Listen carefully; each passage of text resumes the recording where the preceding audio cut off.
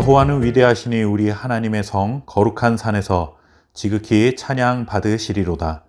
터가 높고 아름다워 온 세계가 즐거워하며 큰 왕의 성 곧 북방에 있는 시온산이 그러하도다.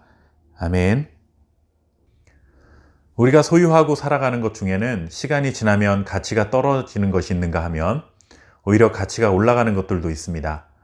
당연히 사람들은 둘 중에 하나를 골라야 한다면 시간이 지날수록 가치가 올라가는 것을 선호할 것입니다.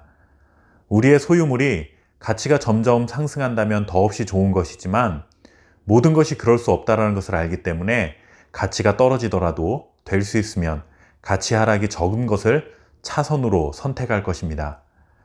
이렇게 내가 소유한 어떤 것이 가치가 올라가거나 아니면 가치 하락이 적은 것이었으면 좋겠다는 생각을 하는 것처럼 또한 자기 스스로의 가치를 높이기 위해 우리는 많은 노력을 기울입니다.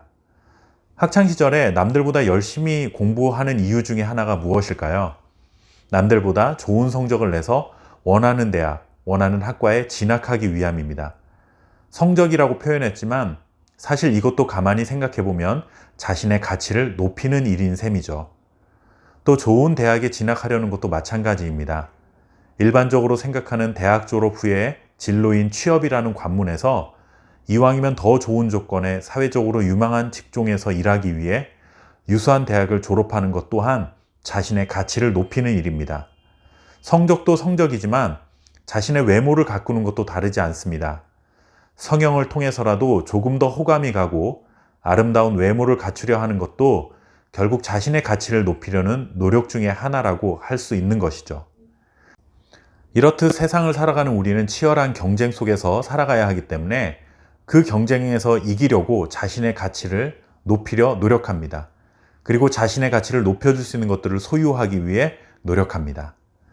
이런 모습을 보고 지나친 욕심이라고 치부하고 잘못된 가치관을 가진 것이라 비난하고 싶은 생각은 전혀 없습니다. 다만 과연 이런 세상적인 관점에서 가치를 높이는 것만이 진짜 우리의 가치를 평가하는 기준이 되는 것일까 하는 물음을 가져보는 것입니다. 오늘 우리가 읽은 시편 말씀에서 하나의 귀한 교훈을 얻게 됩니다. 오늘 시편은 앞선 시편 47편과 함께 위대한 찬양시로 분류하고 있습니다. 시편 47편에서 우리가 온 마음과 온 뜻을 다해 하나님을 찬양해야 할 이유가 있다라는 말씀을 전했죠. 그런데 시편 48편은 같은 찬양시이지만 조금은 다른 관점에서 시인이 선언하고 있습니다. 47편은 하나님을 찬양하라고 선포하지만 48편에서는 시온에 있는 하나님의 성을 찬양하라고 말합니다. 시온에 있는 하나님의 성은 예루살렘 성전을 말하죠. 그렇다면 크고 웅장하게 잘 지은 예루살렘 성전이라는 건물을 노래하라는 의미일까요? 그렇게 말한다면 오늘날도 많은 사람들로부터 부러움을 살 만한 교회 건물을 준비하는 것이 굉장히 중요하겠죠. 그러나 여기서 하나님의 성을 찬양하라 라는 것은 크고 웅장한 건물을 노래하라 라는 의미가 아닙니다. 시인의 이 선언은 시온성에 하나님이 임재해 계시기 때문에 찬양하라 라는 것입니다. 그러니 결국 성전을 찬양하라 라는 것은 성전에 계신 하나님을 찬양하라는 말과 같습니다. 이 표현을 조금 바꾸면 하나님의 성이라는 건물이 우리의 찬양을 받을 만한 가치가 있는 이유는 성전이 있는 곳의 땅값의 가치가 높기 때문에 혹은 성전이라는 건물이 건물로서 가치가 높기 때문이 아니라 그 성전 안에 온 세상의 주인이신 하나님이 임재해 계시기 때문에 찬양받을 만한 가치가 있다라고 하는 것입니다. 우리의 삶에도 적용해 볼 수 있습니다. 앞서 말씀드린 것처럼 사람들은 치열한 경쟁 사회 안에 살면서 그 경쟁에서 이기기 위해 성공 가도를 달리기 위해 자신의 가치를 높이려 무척이나 애씁니다. 그러나 우리의 인생이 본질적으로 가치 있으려면 그런 것으로 해결되는 것이 아니라는 것이죠.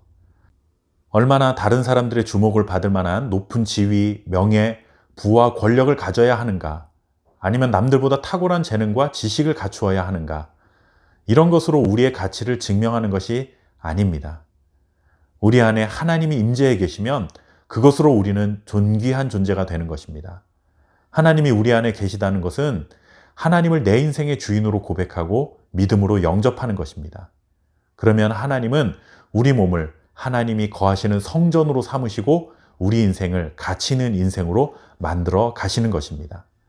질그릇 같은 우리의 인생이라 할지라도 그 질그릇 안에 창조주이시고 왕 중의 왕이신 하나님이 담기면 가장 가치 있는 인생이 될 수 있습니다. 하나님과 믿음으로 동행하며 진정 가치 있는 인생을 걸어가시는 저와 여러분 될 수 있기를 간절히 소원합니다. 감사합니다.